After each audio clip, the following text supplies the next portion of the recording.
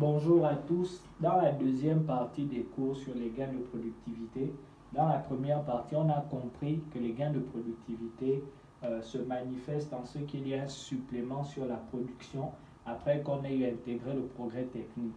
Donc là, on a constaté que la productivité horaire du travail a augmenté et est passée de 600 produits par heure à 1000 produits. Maintenant, une fois qu'on a les gains de productivité, il est important de savoir comment les utiliser, comment l'entreprise utilise les gains de productivité. Pour utiliser les gains de productivité, l'entreprise peut choisir d'augmenter les salaires. C'est-à-dire que la production supplémentaire représente une somme d'argent en plus, une richesse créée en plus que l'entreprise va générer. C'est-à-dire, si l'entreprise, par exemple, a 400 produits par heure supplémentaires, donc et à peu près 2000 produits de manière globale, les 2000 produits supplémentaires représentent une richesse créée. Donc si l'entreprise vend par exemple un produit à 1000 francs, 1000 francs multiplié par 5000 produits, ça donne peut-être à l'entreprise, je ne sais pas, 50 millions.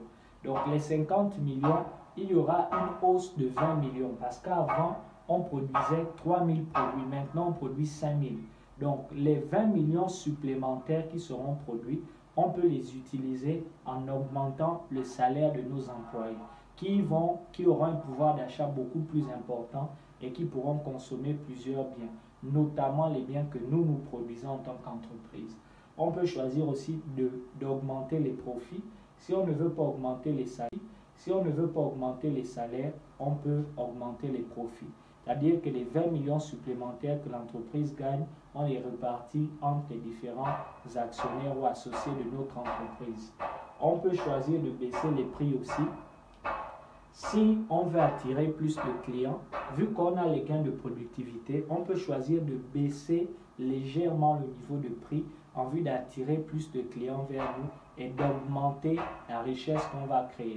Quand on baisse les prix ici, ce n'est pas par exemple baisser les prix de moitié, non. C'est enlever peut-être 5-10% sur les produits pour attirer des gens. Et quelque part, ça va toujours nous rapporter plus qu'avant. Ou on peut choisir de baisser le nombre d'heures de travail.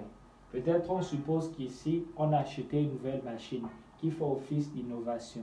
Donc, si la nouvelle machine nous permet d'être beaucoup plus productif, de produire 5000 biens par exemple en 5 heures, on peut décider de réduire par exemple d'une heure pour garder les mêmes 3000 biens qu'on produisait avant.